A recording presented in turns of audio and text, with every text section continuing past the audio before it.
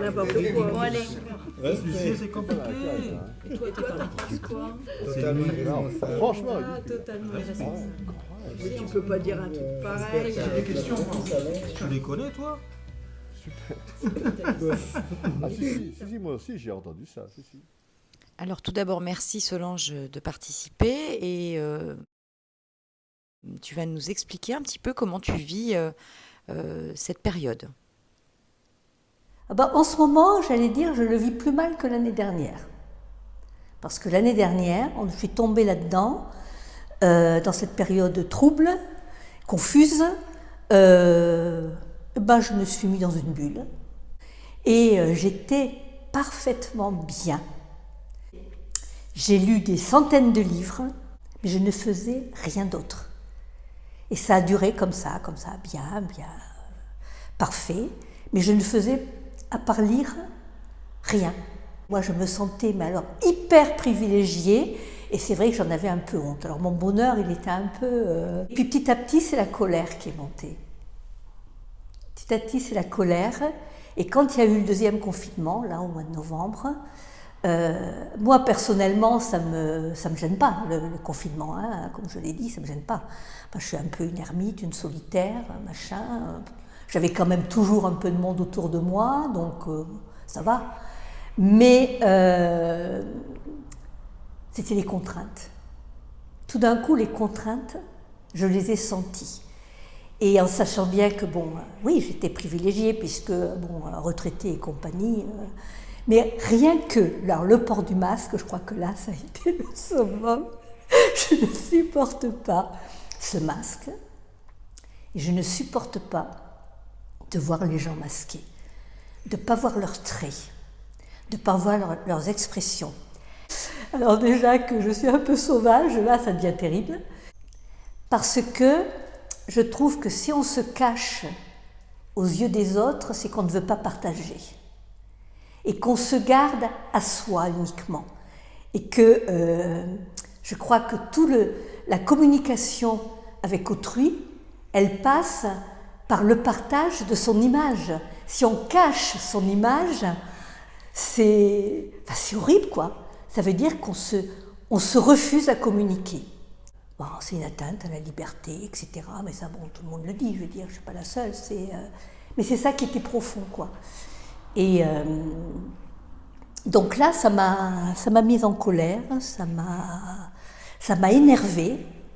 Et puis ce qui m'a énervée après, c'est qu'effectivement, j'ai l'impression qu'il n'y a pas de réaction, quoi. Autour, tout le monde, j'ai l'impression que tout le monde accepte. Il y a cette espèce de, oui, comme une révolte qui est là, qui gronde un peu, pour l'instant.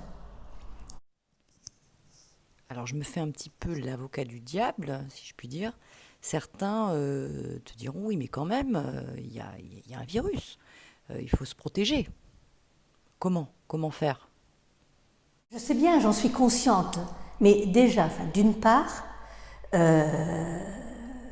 c'est un virus. C'est la première fois que nous, on est confrontés à ça. J'allais dire, historiquement, c'est pas nouveau. Nous, maintenant, en principe, on se croyait armés, c'est peut-être pour ça que c'est plus compliqué à admettre, parce que avec toutes nos techniques, notre savoir, nos connaissances, on pensait être armés et qu'on allait y répondre, on ne sait pas. Donc il y a cette espèce de situation qui fait que, on n'a pas de réponse. Mais alors, moi, personnellement, ça ne me fait pas peur. Ça ne me fait pas peur parce que, j'allais dire oui, un truc peut-être un peu énorme, hein, mais j'ai pas peur de la mort. Le passage, on est en passage, je suis un passage, je suis une passante. Comme certains, je me dis, j'espère être une passante qui sera en même temps une passeuse. Je l'espère par rapport à mes enfants, par rapport aux gens que j'aime, etc. Mais voilà, on passe. Et c'est comme ça. Donc la mort ne me fait pas peur. Le virus ne me fait pas peur. J'allais dire, ça c'était encore un sujet qui m'énerve parce que j'ai l'impression qu'on fait tout pour qu'on ait peur. On ne parle que de ça. Les morts, j'allais dire, oui, il y a des morts. Mais je veux dire, il y a tous les ans des centaines de milliers de gens qui meurent d'autres maladies qui sont nettement plus graves encore que le coronavirus. Il y a des pays où il y a des gens où il n'y a pas de système de santé, il n'y a rien, où ils ont une espérance de vie qui est très courte. Je dis, il faut quand même relativiser. Oui, non mais c'est ça. Je crois que on se croit immortel, on se croit au-dessus de tout, on se croit plus intelligent. Oui, on peut parler aussi de la nature. Hein. On se croit, parce que j'allais dire, là où j'ai peur, moi j'ai pas peur du coronavirus. Ça me fait pas peur pour moi personnellement. Je sais qu'il y a des gens qui vont être touchés. Bon, ça, effectivement, je ne peux pas rester comme ça en train de dire je m'en fous pas. Mais je veux dire, quelque part, c'est quand même moins grave que ce qui se passe actuellement au niveau de l'environnement. La Terre, elle ne va pas mourir, la Terre. Elle ne mourra pas. On voit bien Mars, hein, justement, là, puisque on se préoccupe pas des problèmes d'eau qui vont venir sur la Terre bientôt, mais on va aller voir sur Mars, on va piller des milliards pour aller voir sur Mars s'il y a eu de l'eau. Je dis, mais c'est complètement dingue. On vit dans un monde de dingue. Hein, parce que je veux dire, ce qui est grave, c'est ce qui arrive à la nature. Alors là, oui, là j'ai peur. Et c'est vrai que, quelque part, je le reconnais, hein, c'est une fuite de ma part. Parce que je me dis, la mort, moi j'ai 70 ans, je me dis, tiens, heureusement, je ne verrai pas ça. Ce qui m'importe maintenant le plus, justement, c'est pas d'avoir plein de choses, de posséder plein de choses, etc. Je dis, le seul bonheur que j'ai, comme je disais tout à l'heure, pendant le premier confinement, le calme, la nature, dans mon jardin, quand je sème, quand je plante, quand je vois les choses qui poussent, l'histoire de mes gourdes, de mes calebasses que je fais planter, que je plante, que j'ai semées à partir de la petite graine, et les graines sont magnifiques.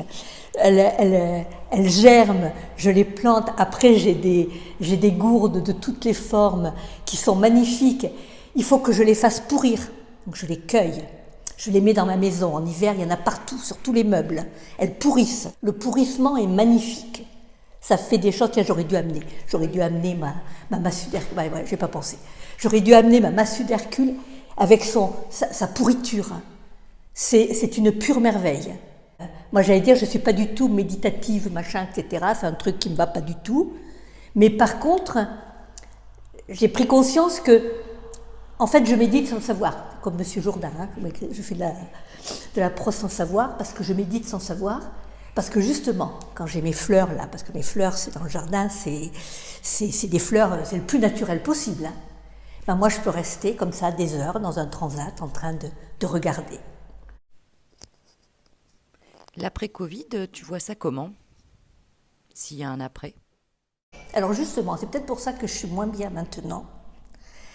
Parce que, effectivement, pendant le premier confinement, on a commencé comme ça à partir sur l'après en disant, ça y est, maintenant on est conscient. Enfin, certaines voix, on est conscient, ça va changer, voilà, on va se rendre compte, donc justement, à notre environnement, etc., les choses vont changer. Et quand on a été déconfiné, et puis que maintenant ça continue, etc., et puis qu'on voit comment les choses tournent, voilà, je pense qu'il ne faut pas se faire d'illusions.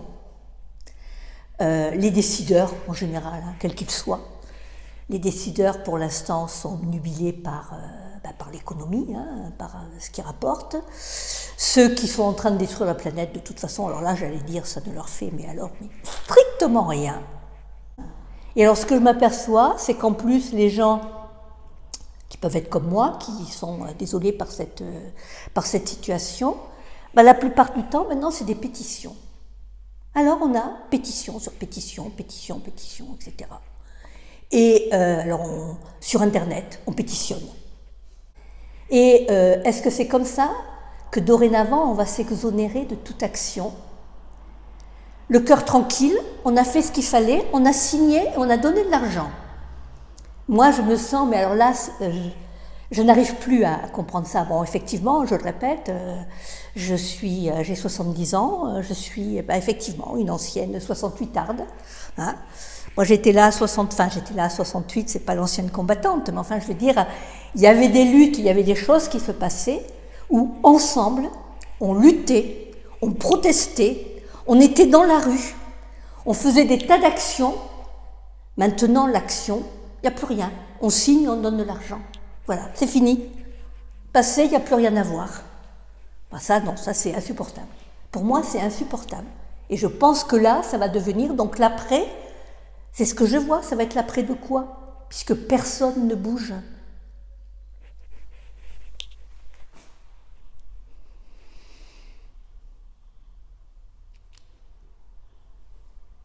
La création, peut-être.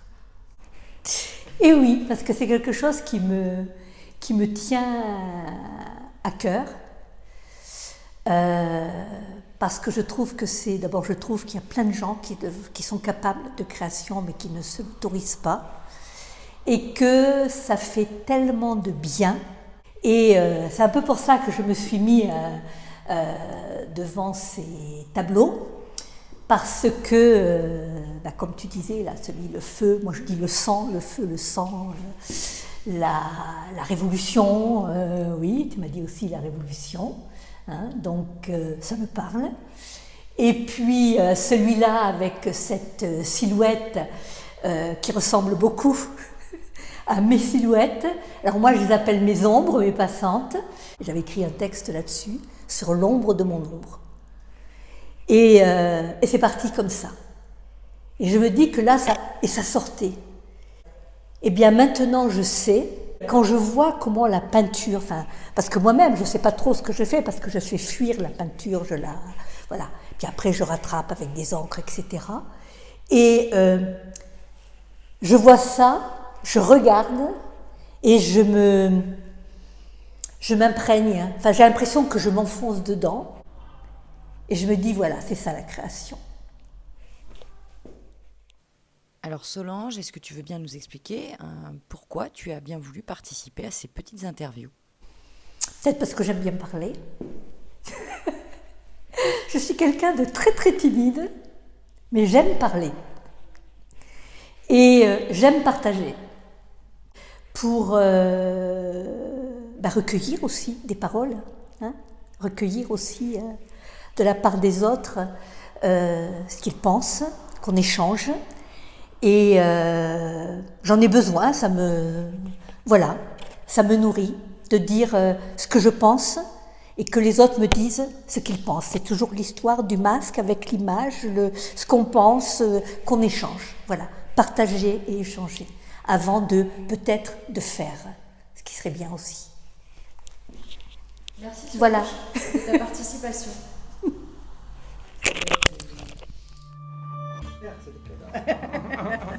N'importe quoi. Bon, allez. Respect, c'est compliqué. Et toi, t'en penses quoi? Totalement irresponsable. Franchement, Totalement irresponsable. Mais tu peux pas dire un truc pareil.